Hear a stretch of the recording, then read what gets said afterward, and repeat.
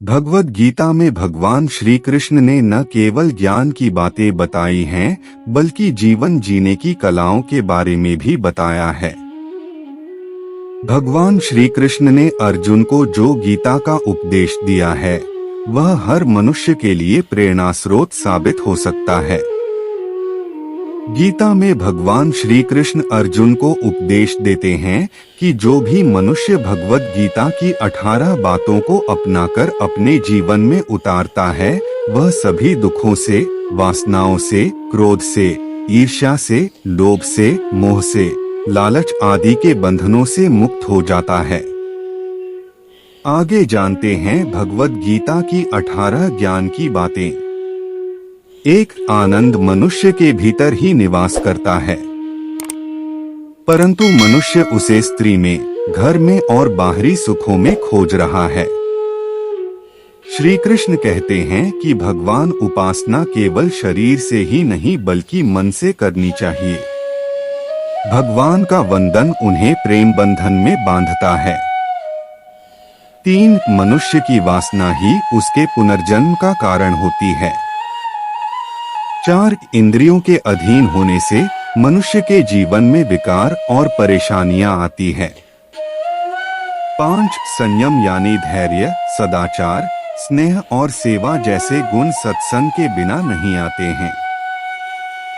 6 श्री कृष्ण कहते हैं कि मनुष्य को वस्त्र बदलने की आवश्यकता नहीं है, आवश्यकता हृदय परिवर्तन की है। 7 जवानी में जिसने ज्यादा पाप किए हैं, उसे बुढ़ापे में नींद नहीं आती। 8 भगवान ने जिसे संपत्ति दी है, उसे गाय अवश्य रखनी चाहिए। 9 जुआ, मदिरापान, परस्त्रीगमन, अनैतिक संबंध, हिंसा, असत्य, मद, आसक्ति और निर्दयता, इन सब में कलयुग का वास है।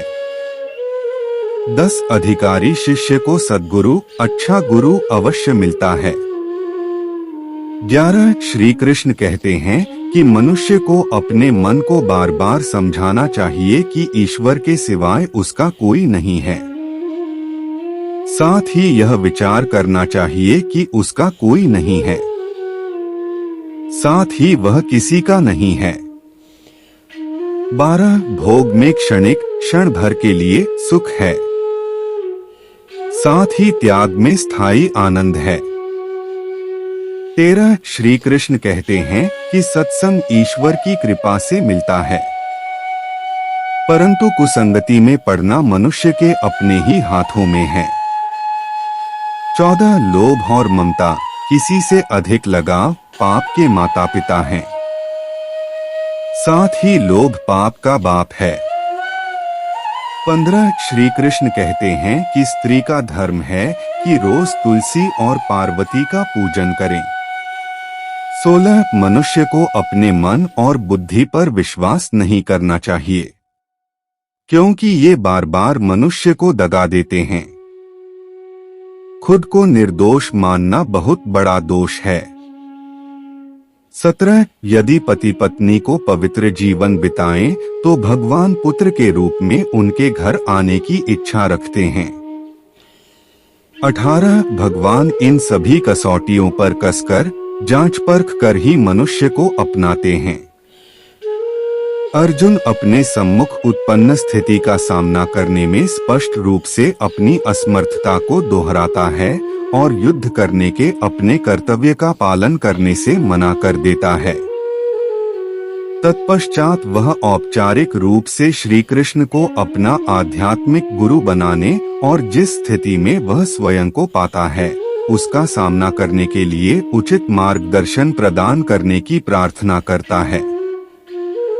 परम प्रभु उससे कहते हैं कि आत्मा, जो शरीर के नष्ट होने पर भी नहीं मरती, के अमरत्व की शिक्षा देकर दिव्य ज्ञान प्रदान करते हैं। आत्मा एक जन्म से दूसरे जन्म में उसी प्रकार से शरीर परिवर्तित करती है, जिस प्रकार से मनुष्य पुराने वस्त्र त्याग कर नए वस्त्र धारण करता है। इसके पश्चात श्री कृष्ण सामाजिक दायित्वों के विषय की ओर आगे बढ़ते हैं।